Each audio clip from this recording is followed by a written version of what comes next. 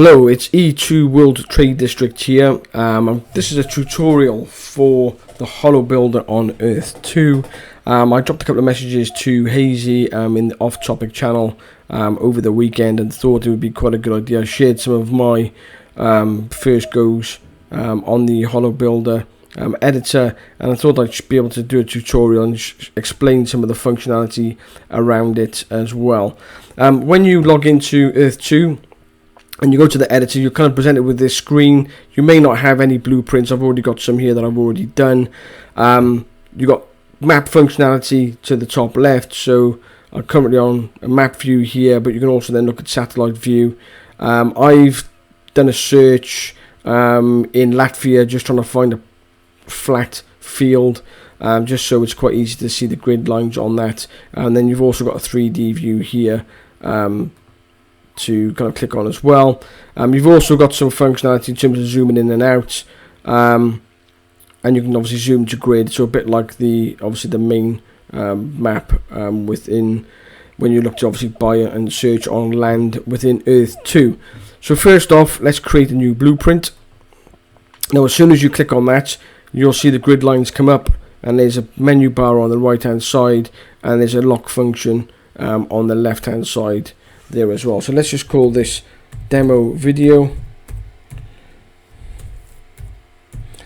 Now what you can see here is we've now got a polygon tool and a rectangle tool. There's a clone function, there's obviously a bin to delete, there's a help button here that opens up the Holobuilder editor manual, and the lock function, what that does, it just means you can actually zoom in, but you can't zoom out any further than a certain kind of width or area of the map. You can actually click on that and you can zoom out, but then you lose the functionality to obviously see the grids. So let's start off with some basics. Let's start off with the rectangle tool, and you just highlight that so it's now selected, and you just click with the left mouse button, and then you just select a specified area, then click again, and you've made your first kind of hollow box. Once you've done that, you can see it's highlighted, so it's got number 1, and we'll come on to why that's number 1 shortly. We've got a height here. It defaults to a height of 5 meters, and there's no elevation. So if we just go into 3D view, you can see the elevation there, and you can obviously just right click on the mouse button and you can go round and see that. So let's go back to top down view. If you increase the height of this, you can see it's got much bigger. Let's go back 3D view, and you can see obviously there it's much taller now. So let's just put that back down to 5 for now. Elevation is how far off the ground it is. If I move that to 5 meters off the ground, you'll see it comes with issues detected. There's an obvious reason for that, because there's nothing holding that particular block up. So you can actually stack blocks, or you can put like pillars in there, or whatever you want to do, and we'll come on to that shortly. So let's move elevation back to 0. Now what I want to do is I want to just show you some of the additional functionality here, which is grayed out at the moment. So let's select box 1, and let's first clone that particular box or copy it. You can do Control and C, obviously the standard copy function within Windows. So let's clone that. You'll see now it's red, issue detected. That's because we have 2 blocks now, one on top of each other in the same space, and there's no elevation there at all either. So it's saying that you can't put that there, but you can actually adjust and move and reshape that, which we will do now. So I'm just going to highlight that second box, the copied box, keep my finger on the mouse button, and just move that up into a different space. So now we've got 2 boxes. So when you select a box, it comes up as number 1. If you hold down the shift key and select the second box, you then get 1 and 2. Now this is quite important. 1 is always the parent box that you've chosen, and then any subsequent box after that is a child. So just remember that, when we'll come on to that shortly. Okay, let's do first things first, a bit of a stack. So let's drag the top box there, box number 1, on top of box number 2, or there can be 1 and 2, whichever way you want to look at it. And let's change the elevation on that box to 5 meters. If we go into 3D view now, you'll see both boxes are stacked. So that works absolutely fine. And that's how you can stack boxes. So sometimes it's good to have a pen and paper handy. It just means that you can, so let's move that back to 0. Because obviously you might just need to have a bit of some basic maths as you build a taller building. You want to get obviously the right height and elevations added up for each stage, or each floor, or each level of the building that you are putting together. Some additional functionality. So let's grab box number 1. Let's highlight that's box number 1. Let's drag it, say halfway, or say 3 squares in, 3 tiles in to box number 2. Now you'll see we've got a red element here, but you can see the overlap. So let's select box number 1 as the parent box, and let's select box number 2. So hold on the shift key to do that, so you've got both highlighted. Now you can see the additional functionality here. So we have Unify, so let's click on that. What Unify does, it joins both boxes up into the space on the outside borders of the 2 shapes. So let's undo that. So you'll see here, it's the outside border, and it'll match or unify the building. So again, select number 1, select number 2, and Unify. So you can see it's taken the outside borders and unified that particular shape. Let's undo that. Select parent box again and child box. Now we've got difference. So because the parent is always the one that's leading, so if you wanted to do the bottom box, select the bottom box first as a parent, then select the top box as child. So let's do difference. So what you get here is you get the difference that's left on the parent box. So likewise, if we do the bottom box as the parent, top box as the child, and then do difference, it only cuts out the parent element. Next up, so parent, child, hold on the shift key for 2 of those, and then intersect. So where these 2 shapes intersect is this bit here in the middle. So if you select intersect, it will pull in the intersected selection only. This is quite good when you start to make more complex shapes. Let's undo that. Parent, child, and then we can do match borders. What this will do, it'll just change the borders. So you'll see here the border has moved to the bottom level, and it's shortened the child box. So let's just do that again. So you'll see here the outline is there. So what this does in effect is actually it changes the intersect and creates 2 boxes based on parent and child. So that's match borders. So likewise, as an example, choose the bottom one as the parent, top box as the child, do intersect, and it does it the other way around. So that gives you the options here with regards to the various boxes. So I'll move this box over. I will select this box and I'll move it over here for now, and we'll come back to that box later. Okay, Polygon. Polygon is a bit different. Let's start off with a triangle, for example.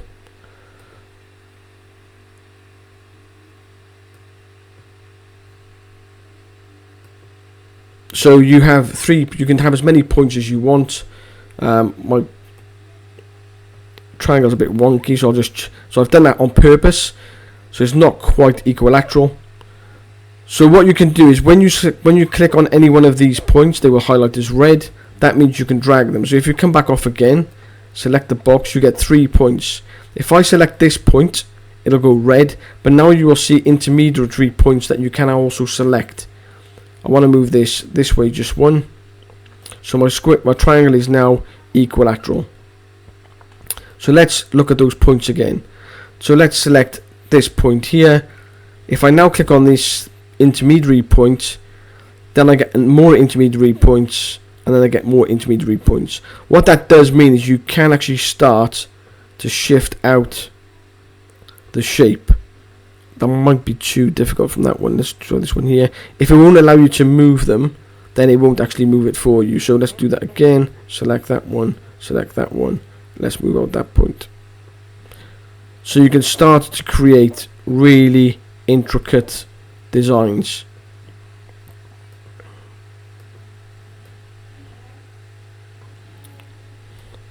And you can do that as difficult as you want, and you can see some of the really great designs which are already in the Holo Art channel on Earth2's Discord server. So I'm quite happy with that shape. Now this is where you can get very, very clever in what you do. So using the example of the two blocks and looking at things like intersect and unify and match borders, I want to drag this box as a parent into my square box here. Now it's already still highlighted as the parent box. I will select the square or the rectangle box as the child. Now what I can do, there are various options you can do here. So you can look at unify, and it'll unify both blocks. So it unifies the outside of the borders, and you can see that there. It's not what I want for this purpose. So let's select parent and child, and then you can do difference. So that gives you the difference, which is obviously the borders outside of the two shapes. Don't really want that either. And likewise, again, if you were to do it the other way around, so the rectangle was parent and our elaborate shape as being the child, and do difference, you will get the box here. So that's kind of what I want. There's another way to do this, and that is to do parent, child. You can then also match borders, and then what you can do is actually select number one, so the parent again, and hit delete, so you get the same way. So there's two different ways for you to be able to do intersect. So you can match borders, then delete, or you can just do a straight intersect. And just to show you as well, if we do parent and child and we do intersect, you're going to get nothing. And the reason why you don't is because we've matched the borders. So let's unmatch the borders, so they're two separate items. Let's put that back to that shape. If we do that now and do intersect, there you get the intersect section cut out. So that covers those areas. So again, if you wanted to have, say, a building with a square in the middle, there are two ways, but you want it to be perfectly aligned. There are two ways to do this. If I clone this box again, like we did previously with the other box, and I click on it again, you get the additional points. If you click on it again, you get the arrows. This means you can actually rotate it, but you can also pull on these arrows, and you can smallen or increase the size as you drag in and drag out. So keep your finger down on the mouse button to do that, and I'll drag that into a smaller space right in the middle of that box. Now I'll click that again to be parent. I'll click the bigger box as the child, and what I will do here is I will do match borders here, and I will, oh, wrong one, let's undo that. I'll zoom in to do this.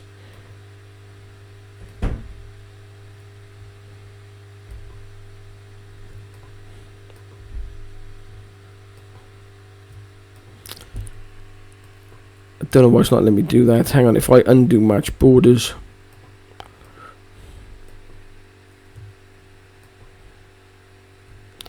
that should work. Let's try that again. Select box 1, select box 2.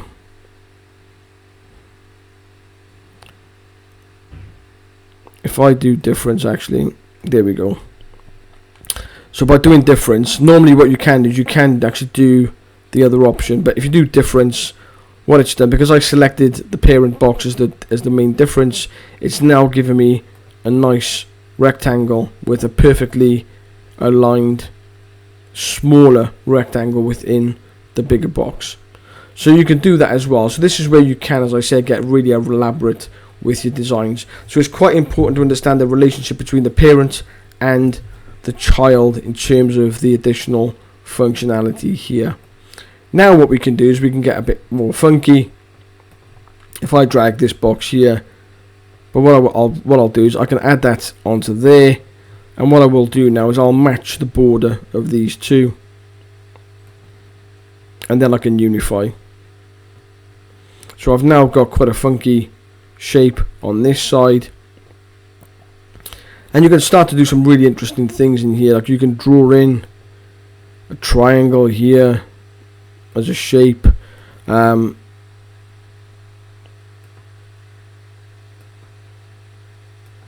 or make it even more elaborate. I can drag that in across. When you want to do intersect, or you want to do match borders and delete, make sure it does actually fit across. It can't be right in the center sometimes, because obviously sometimes you can get some clunky functionality. So that's number one. There's number two. I'll do match borders.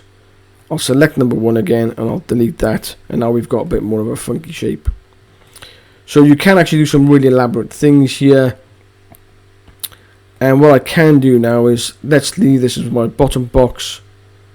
So let's just select this one and drag it across. Come on.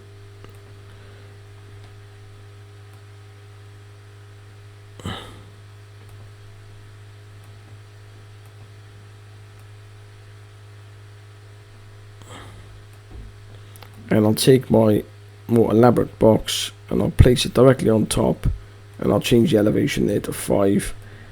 And there we have quite a funky little shape. Okay, that's not rendered it 100% correctly, but you can see the shape there. If we unlock that and zoom out ever so slightly, there you can see our nice design, and you go back to the top level and see that there as well.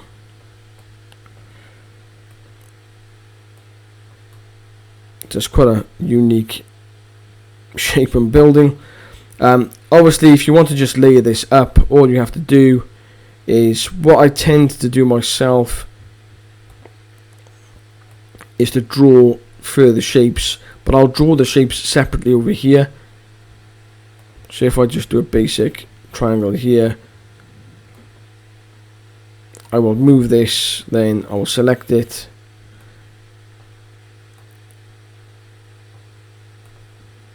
sometimes you just need to get the actual selection right, then hold, and there we go. Always wait until the number's in there. So if I place this around here,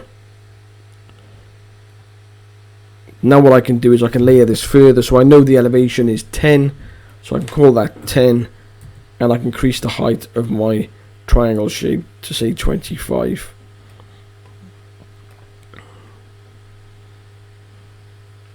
Let's unlock that so we can zoom out, and there you can see how that is taking shape. But you can keep layering and layering and layering. You can do all kinds of elaborate designs. You can build pillars on the ground, then put blocks on top. But hopefully that gives everyone a bit of an idea of what the functions on the side mean, and how you can elaborate and create lots of different shapes. I will save that blueprint, and I'll just go back and I'll show you some of the other ones that I have created. So one of the ones I did do over the weekend, just click on that button there. So this will take me to, I actually looked at a square. Now the one thing that with the builder that is a little bit complex is that obviously if you are looking to overlay on existing land, which we know is being removed, obviously the squares do not quite align to the geometry of the actual land on the buildings. So what you can do is you can actually create squares with the Polygon feature, and that's what I did here for a block in New York. And I just basically layered this up in various ways. I've got a nice E2 logo there on top of the building, but I basically went round the block, and I created lots of different shapes with different features on them, and I made some intersections.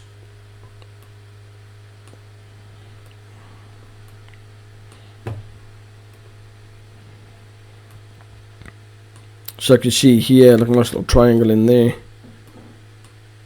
And you can just basically layer these up. And I've done that on exactly the same plot in the block. So that would be something that you could obviously create in like multiple of these. And you could, basically you can copy certain blocks.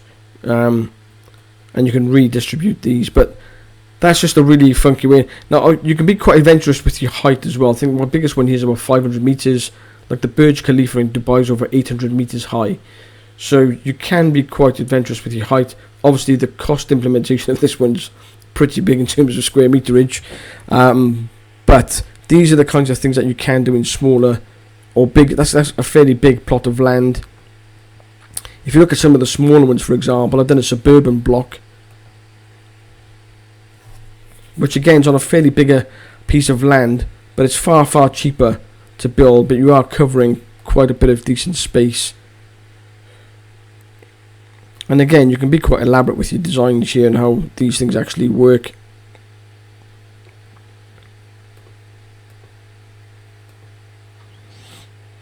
You know, so you can create. So I've done this purposely. I've tried to keep about 5 meters for the roads in between. But as you can imagine, if you're building a big city or you're looking to build gaming maps or gaming levels, you know, you can create multiples of these different shapes. You can copy them in. You know, and you can start to build up some really good dynamic maps for potential use in games later on. In smaller spaces, I did do a test in relation to an actual plot of land that I have in Latvia, which is a 3x3 meter tile. I did originally design this, and it did actually look like a bit like a toilet. But I did change it ever so slightly. But this here is a building that is in a 3x3 meter or 3 tiles by 3 tiles. So you can actually build quite elaborate designs in quite small spaces. So this would be roughly 30 meters squared by 30 meters squared, which would obviously be around 6,000 meters. So you can see there you can actually build some quite nice designs within certain spaces. Now sometimes it can be a bit tricky to get down to ground level and then slowly build that up. Well, I did do that in another area here where you can actually start to build up from the ground up, and I call this stairs because I wanted to build stairs as an entrance to a building. And you can see that I did that here, and then from there I've kind of built up a kind of financial district type building. And again, this is not in a very big elaborate space. This is probably, well, it's 10,000 meters squared, so that would be maybe 2x5 or 4x3 ish in terms of space. So you can be quite elaborate in your designs, and you can actually build some of these up. Now there are some fantastic ones, as I said, already in the Holo Art area. Some really great ones, some great characters. Somebody's done a replica of the White House, which looks absolutely brilliant. And then finally, if you've got time to do this, I've got a big plot of land in Baku in Azerbaijan. And if you've got time to do this and you've got a big plot of land, then you can really get super creative. So this was something that I was doing. I wanted to build something that was a mix between kind of office space, but also to look quite industrial. So you can see here, you can build these things up. I've built the walkways in between the buildings. I've done a lot of intersecting in spaces. And I've got some kind of storage over here. Now, so there are different ways that you can do this. And work in a particular space. So once you understand the basic mechanics of this, you can actually build very, very complex buildings. I wouldn't be too worried about things like doors and windows at this particular point, because I think that obviously once these are done, you'll be able to paint those in. A bit like what the drone functionality is there when you can create maps. And then one of the other ones that I did do was this one here, which is actually one of my first big goes at trying to build some ideas for, you know, office buildings for my World Trade District city. And I just messing around here trying to get some different functionality here. So, you know, here you can see I've got a building on pillars. I was just looking at different kind of shapes, just to understand some basic mechanics. So this model's a lot more basic, but you can see how you can kind of layer things up here. And I've got a building here, it's walkway into another building. So you've got multiple options that you can do, and this is actually quite a basic one here. But I just wanted to try different aspects in the same area, just to see the difference and how some of that worked. So I hope you found that tutorial useful.